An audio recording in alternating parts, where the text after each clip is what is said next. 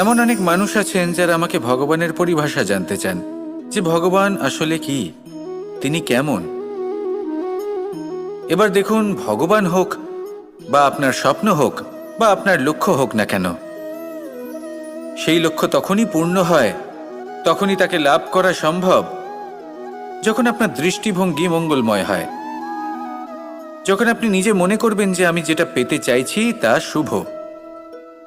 উদাহরণস্বরূপ, কোনো পাখিকে দেখুন, সে গাছের ডালে বসে এবং সেখানেই বিশ্রাম করে, কিন্তু পড়ে না। কেন?